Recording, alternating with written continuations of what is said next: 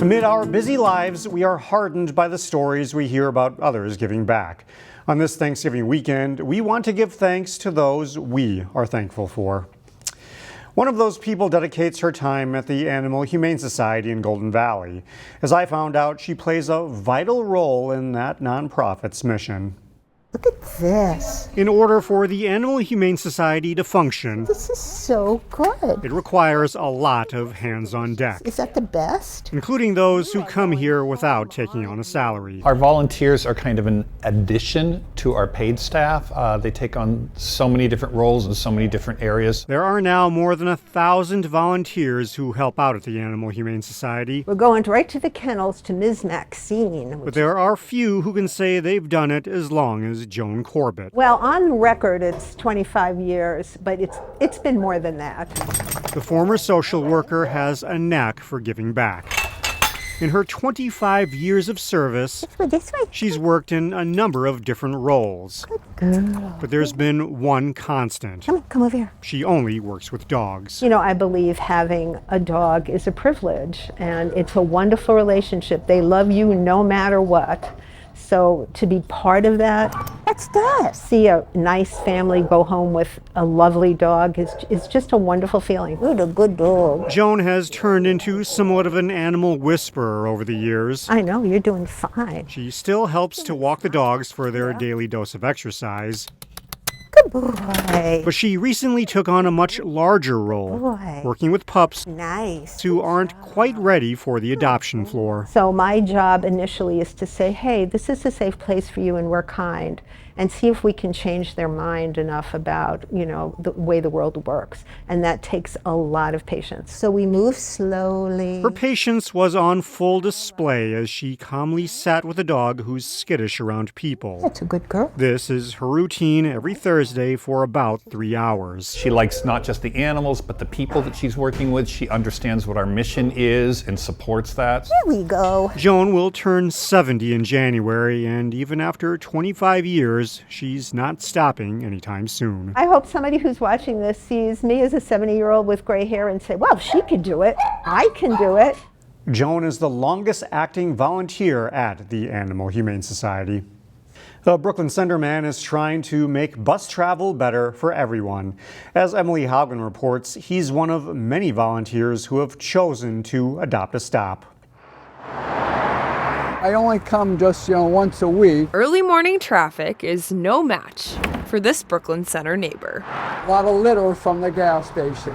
Alan Hancock adopted this bus stop just off 252. Oh, about half a bucket. He's in charge of keeping it clean Yeah. once a week. The debris flows down onto the grass, so I pick up any of the litter around. Alan is a member of the Metro Transit Adopt-A-Stop program. I think it represents a community that shows people care and want to be part of a community that takes care of things. The program's been revitalized over the last year. It's a volunteer program. Metro Transit General Manager Leslie Kondaris says just over 400 stops have adopters, with many to go. We have over 12,000 in our system. So there's a lot of opportunity left for people or organizations who want to pitch in to join us. Busier stops, like this one in Brooklyn Center, can always benefit from some TLC. Volunteers are only responsible for picking up litter, but those extra eyes go a long way. They're really helping us keep an eye on the system and alerting us to where we need to put more resources.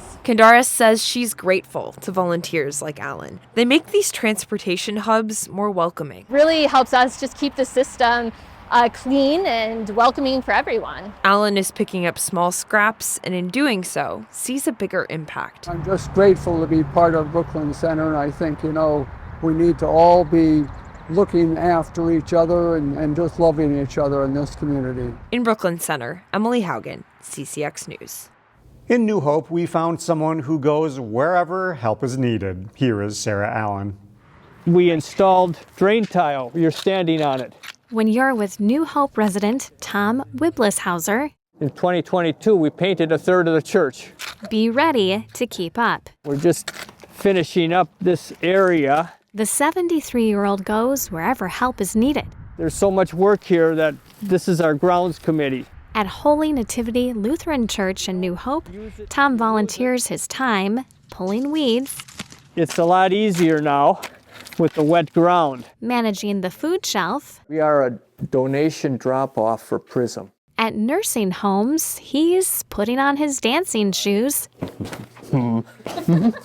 bringing his polka moves and smiles. But one of Tom's biggest passions I actually developed the psychology of successful learning because some of my tutored students were so frustrated with failure. is helping students. As a former Hennepin Tech instructor, Tom used his skills to tutor students at Robbinsdale Middle School and Cooper High School, as well as Minnesota prison inmates through a special program. It was so successful at Stillwater for 3 times. We did it twice at Faribault, once at Red Wing, and once at Shakopee, and helped students find new lives. Tom tutored kids in a college readiness program. Students are very anxious about math, and so he makes it easy for them. He makes it easy for them to understand. His devotion to students inspired Lisa Roney to nominate Tom for New Hope's Good Citizenship Award. I just thought of him because he's always doing service to others. Just, that's just in his personality. I was so surprised. Never thought that it could have been me. In New Hope, Sarah Allen, CCX News. And we want to give thanks to you, our viewers, for your continued support. We'll see you next time.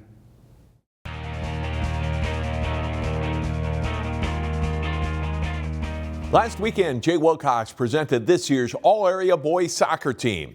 Here now is the 2024 CCX All-Area Girls Soccer Team. We'll start our team with a dynamic set of forwards. Wayzata's number 18, Tenley Senden, helped lead the Trojans to the state Class 3A title this fall, netting 26 goals while adding 17 assists. A first-team All-State player and Ms. Soccer finalist, Senden will play next year at the University of Minnesota. Providence Academy Junior number 30, Madden Greenway, capped a terrific junior season with the program's first state championship. Named first-team All-State in Class A, she finished second in the state in goals with 42, giving her 155 for her career.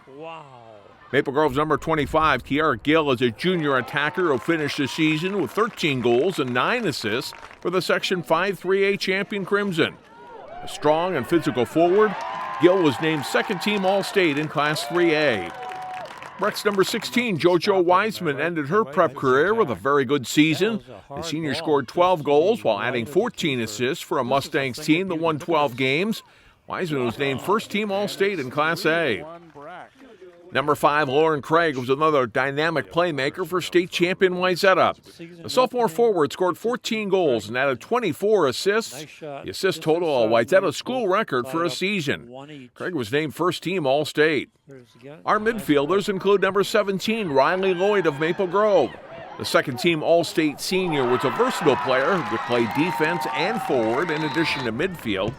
Lloyd finished the season with 7 goals and 11 assists. Providence Academy's number 21, Tatum Janicic, was a Ms. Soccer finalist and a first-team All-State player. Janicic had 23 assists this season, third in the state, and finished her prep career with 103 points. She'll play college soccer at Emory University in Atlanta. Number 3, Camille Frieden of Totino Greggs had a really good sophomore season, netting a team-high 14 goals, while adding 4 assists for the Section 4AA runner-up Eagles. Frieden was named All-Northwest Suburban Conference. Osseo's number 18, Abby Paloranta, is a skilled midfielder both offensively and defensively, and a 5-year varsity player for the Orioles. A 2-time All-Northwest Suburban Conference selection, Paloranta netted 7 goals and 3 assists this season. Number 14, Sarah Hyde, was a big part of Wayzata's team's success this season. Headed to Creighton University next year. Hyde was all-conference, first-team All-State, and the Trojans' team player of the year. He tied a Wayzata midfielder record with 18 goals this season. Our defenders include Maple Grove's number 6, Hallie Q. Named first-team All-State and to the Star Tribune's All-Minnesota team, Crimson head coach Ben Levon calls Q the best one-on-one defender he's ever coached. Benilde St. Margaret's number 2, Lyra Carter, was a solid defender for the Metro West Conference champion Red Knights. Carter was a Miss Soccer finalist in Class 2A and was also named All-State. Number 37, B. Kern of Breck, was a first-team All-State defender for the Section 5A runner-up Mustangs. A center back who consistently shut down Class A's top attackers, Kern also finished the season with 5 goals and 4 assists. Sam Everson was a bright spot for Armstrong Cooper this fall. Everson was a solid goalkeeper for the Wings, but also spent some time as a midfielder for AC. A 2-time All-Northwest Suburban Conference pick, the junior finished the season with 106 saves, and as a field player netted 3 goals with 2 assists. Wayzata goalie Sofia Alvarez was an All-Lake Conference and second-team All-State player of the season. The junior posted 6 shutouts and was part of 4 more shared shutouts. She boasted a goals against average of .80 for the year. It's a talented group, the CCX All-Area Girls Soccer Team. To view the honorable mention selections for our team, go to the website version of the story at ccxmedia.org. For CCX Sports, I'm John Jacobson. Find more prep sports games and highlights at ccxmedia.org and follow us on social media.